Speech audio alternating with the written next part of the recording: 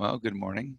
It is the 14th of September, 2020, and I'm making this video for the English 011 class. We're going to go over comparison contrast because I've got a quiz associated with that. I want to make sure you guys understand exactly what it is I want you to do. So I'm going to hit share screen right here and see if I can call up. See this over here. Oh, what happened? So it's still sharing screen, and I want to go over this. Okay, so we stopped sharing. So I'm going to come over here to stop share and do it again. So it's, there we go. Okay.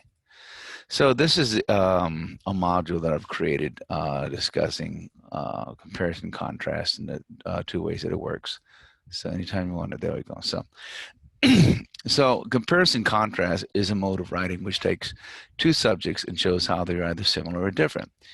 It is particularly useful when attempting to explain a concept which might be unfamiliar to an audience.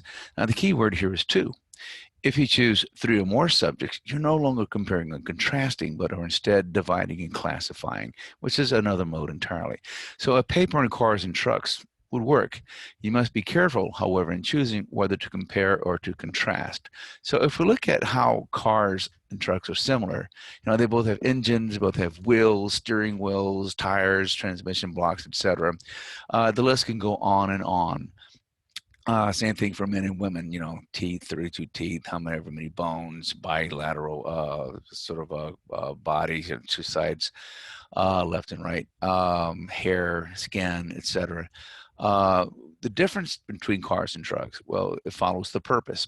So the purpose of a truck is different than a car. It was designed primarily as a work vehicle, whereas cars were mostly transportation. Trucks have beds, cars do not. Trucks are more associated with men than women. Cars associated with travel, trucks associated with work. So the difference is, if we're looking at the topic cars and trucks, the differences would be the really interesting thing that we would focus on. So you have to decide where you're going to get the most interest when you're writing. Now, the purposes. Let's say it's an election year. Oh my God, it is. And we don't have 12 candidates running for Senate. We have, like, talking about the presidency, we have Joe Biden and Donald Trump. There's the two candidates. But before Biden became the Democratic candidate, there were about 8 or 10 Democratic candidates out there. The winning candidate will be the one who can appeal to the largest section of the voting populace, and most candidates will necessarily move to the middle politically. As a result, they're going to pretty much say the same thing. So when Joe Biden was running against the other Democratic candidates, Elizabeth Warren, Buttigieg, Pete Buttigieg, Kamala Harris, who's now his running mate, and a host of other Democratic hopefuls, they were all going to say pretty much the same thing. The Democrats, right? So they believe in bigger government. They believe in health care that should be affordable or free. They believe in affordable or free education. So these are going to mean more taxes, of course, which businesses will not like. So they're all going to say pretty much the same thing. So instead of trying to show how they were the same, in order to win your vote, they were going to have to show how they were different. And in Joe Biden's case, I think the biggest argument he made was, I am different because I have the experience. I will be carrying forward the Obama banner, as it were, for affordable health care and education and things like that. And it seemed to work. He won the candidacy by showing how he was different from the others. Trump, of course, is not running against anybody, so he wouldn't really have to show one thing or the other. So, but since they're both running against each other now, since Trump is now running against Biden, they're going to focus primarily on the differences. This is why I would be a better president than the other guy. But let's say your purpose wasn't really to show how two things are different. Let's say you wanted to show how they're kind of similar, such as photography and hunting, right? Because hunting requires that you stalk your prey, well, as does photography if you're a wildlife photographer. They both use similar sorts of techniques for tracking. They both use blinds. They both have trophies that you can hang on the wall. Only one's a picture of a head and one's a literal head. They both shoot, as it were, one a rifle, one a camera, highly specialized equipment. So you can show how hunting and wildlife photography actually have a lot in common, although on the surface you might not think so. And we can do the same thing with any one of a number of topics, like, for example, a neurosurgeon or a jet engine mechanic, right? If we look at just a list, this is like one of those brainstorming things we talk about. The neurosurgeon, oh, he makes a lot of money, right? And the jet engine mechanic, he makes a lot of money too. Not as much as the neurosurgeon is making 6 figures a year or more, but still it's pretty decent pay. The neurosurgeon, years of training, got to go to 4 years regular school, another 2, 3 years medical school, another 2 years on top of that. So about 10 years before you can become a practicing neurosurgeon. A jet engine mechanic takes years of training as well too, not quite as many as the neurosurgeon. But let's say you're in the Air Force for 4 to 6 years, you get out. Now you qualify to work on jets. So that's 4 to 6 years training. Manual dexterity. I mean, they both need really good hand skills, right? You don't want klutz messing around in the brain, and you don't. Mechanics, of course, need good eye-to-hand coordination. They both use highly specialized tools. They both need continuous training because things change, and both of them make life or death decisions. In fact, you could argue that the jet engine mechanic actually has more responsibility, because whereas if the neurosurgeon messes up, we're maybe looking at one life. But if the jet engine mechanic messes up, we're looking at hundreds of potential lives. So that's a difference there. So they do have a lot in common, even though in the service they don't seem to. So sometimes what you want to do when you're using a comparison and contrast mode is, instead of trying to show how things are different, you might want to show what they have in common. So if we're talking about American politics, Democrats and Republicans actually have a lot in common. They don't often focus on that, but they both want a strong America. They just differ on how that might happen. They both want a strong economy. They just differ on how they think that might happen.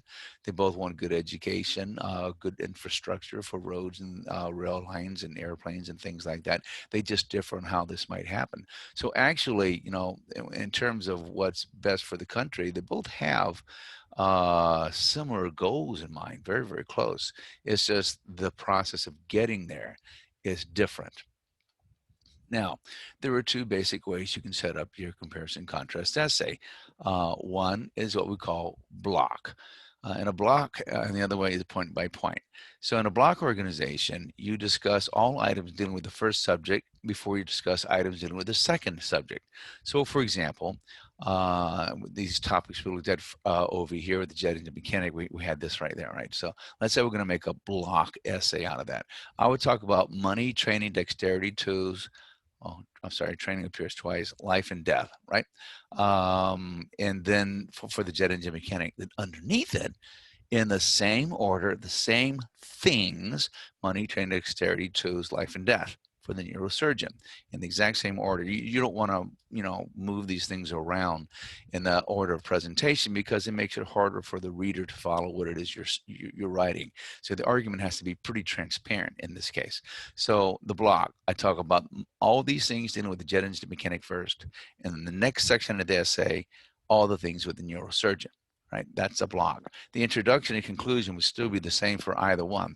If I went point by point, instead of doing all these things with jet engine mechanic, all these things with neurosurgeon, I'd look at the individual points: money, training, manual dexterity, specialized to continuous training, and life or death decisions. So for money, the neurosurgeon does this, jet engine does that. Mechanic, excuse me. For training, the neurosurgeon does this, the mechanic does this. For manual dexterity, neurosurgeon this, jet engine that. See how I go by the points? That's why it's called point by point, or sometimes alternating. So block, I deal with all the jet engine mechanic first, then the neurosurgeon. Point by point, I look at the individual points and contrast them or compare them that way. And in both organizations, the introduction and the conclusion will be the same. The material covered will be exactly the same. The only difference is how the order is created. How is it organized? Strengths and weaknesses. Well, the block format is good if you don't have too many points of comparison and contrast. So if you have about 30 points to discuss, for example, it's kind of a lot actually, but It would really be unreasonable to expect your reader to remember the first point by the time you get down to the last point, so that when you start going on to the next item, say for the say 30 points for the jet engine mechanic, zoom, all the way down to the bottom, then you move to the neurosurgeon. Well, they would have forgotten what that first point was by the time you get number 30. It's way too much material to keep inside your head. So if you have a lot of stuff you want to compare or contrast, then what you want to do is use probably point by point, because it's easier to make the comparison right there. The point by point format works well if you have all that stuff to contrast. Remember that already. Sorry. But let's say, for the sake of argument, you wanted to. Let's say there's you're writing an article, and you want people to vote for, say, one candidate over another. Then you'd probably want to go ahead and use block, and you want to save the candidate you want people to vote for the second half of the essay, because people tend to remember what they read last. So if you say you wanted people to vote for Donald Trump, right? And you'd give your introduction and say, these are the two things I'm going to talk about. And then you talk about Joe Biden and the points you want to talk about: education, healthcare, security, whatever those things might be, right? Immigration. And then you move to Donald Trump: healthcare, education, security, immigration, whatever, the same order, right?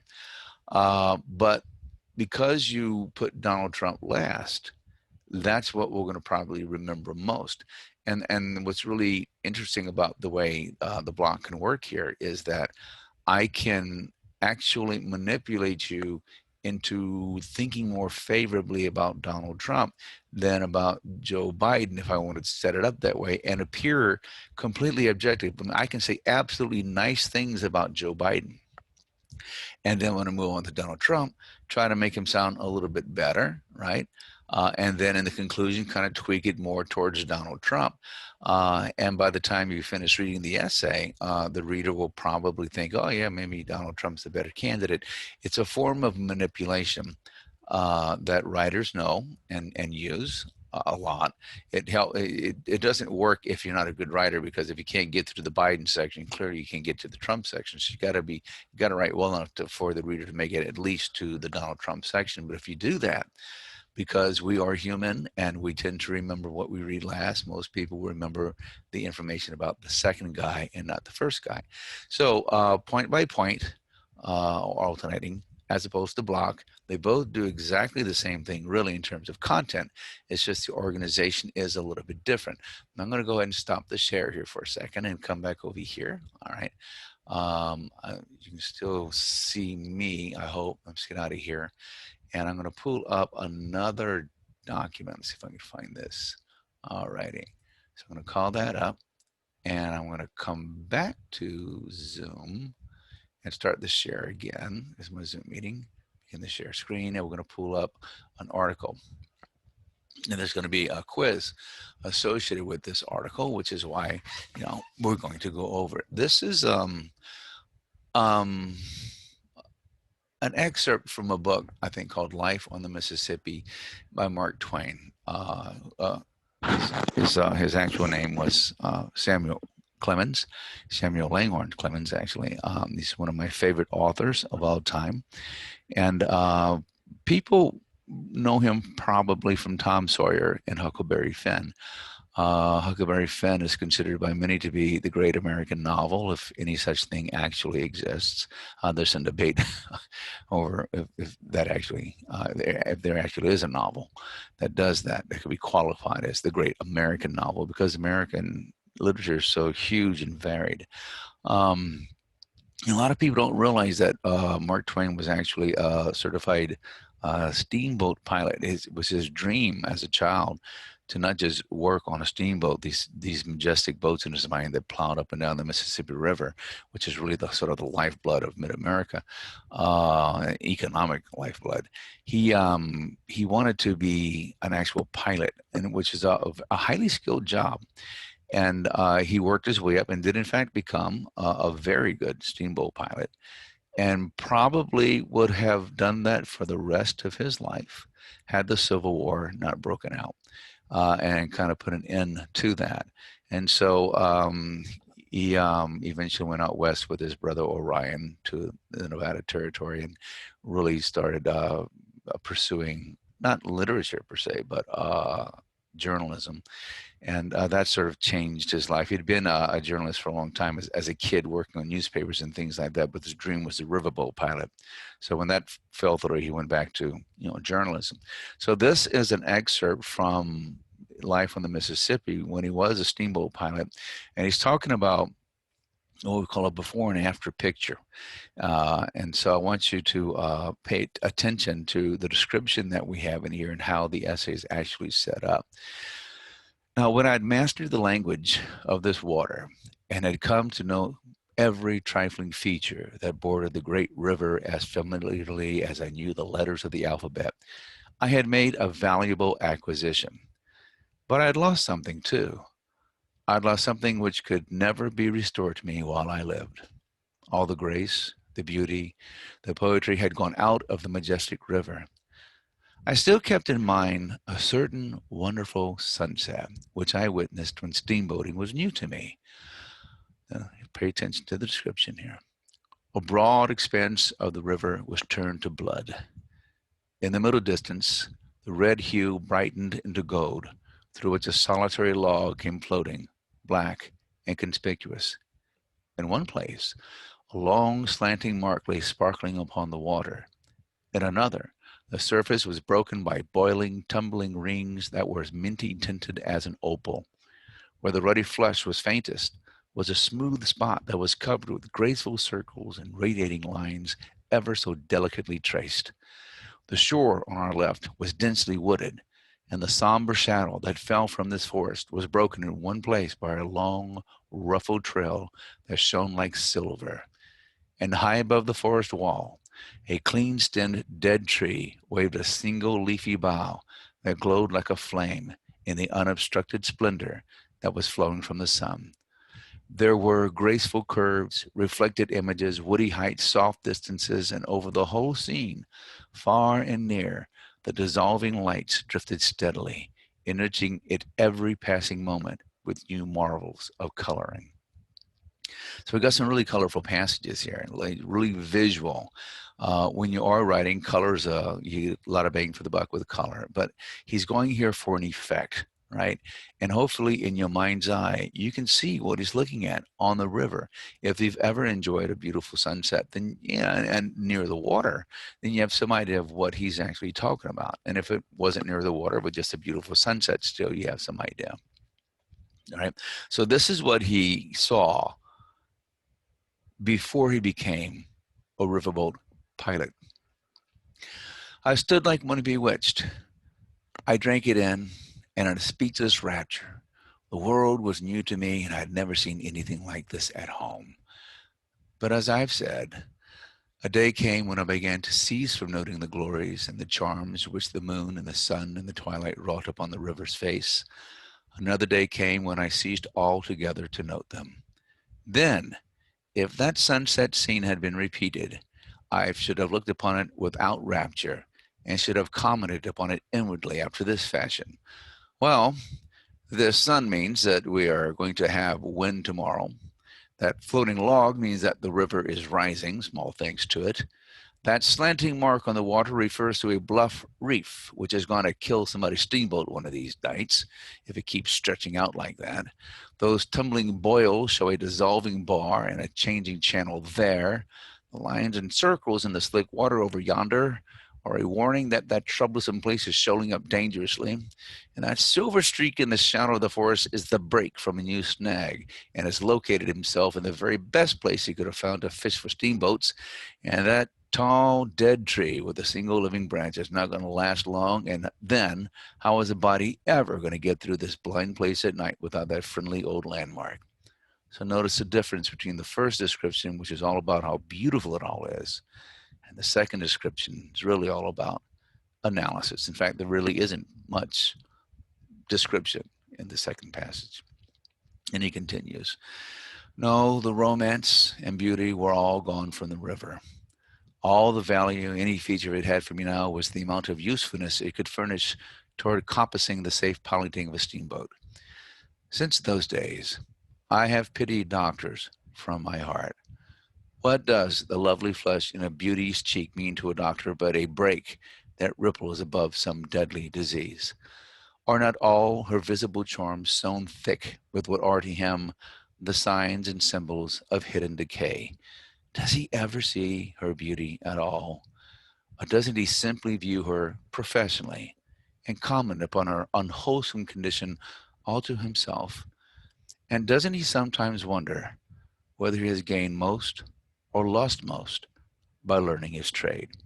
So this, of course, is a very famous passage from the book Life on the Mississippi, and it talks about how when we gain knowledge about a certain thing, we gain this critical knowledge, but sometimes it comes at a loss of the wonder and of the glory. Oftentimes, I try to teach students to look at movies and analyze them critically and pull them apart. But in doing so, I never want them to lose the sheer pleasure and enjoyment they get from watching the movie. They should be able to do both. They should be able to watch a movie and go, "Oh my God, that's wonderful," but at the same time, they should be able to pull it apart a little bit and say, "Well, these are the things that help make it wonderful." But all too often, what happens, when I read a book, I tend to read it critically, a different way than perhaps you might read it, and it's no longer quite the same thing it used to be before I started teaching literature. I think I've gained a lot by doing that, but I think some of the wonder, it's kind of going out like with Twain with the river. So anyway, what I want you to do, I'm going to go ahead and stop the share here. I'm going to go ahead and post a quiz for you guys. Let's see if I can find it for you. Give you a preview of it. Is that it? No, let's go over here. So ways, process. That's not it. So let's go over here to quizzes. Is it? Go to English. No courses. If I can find it, I'll put it up for you.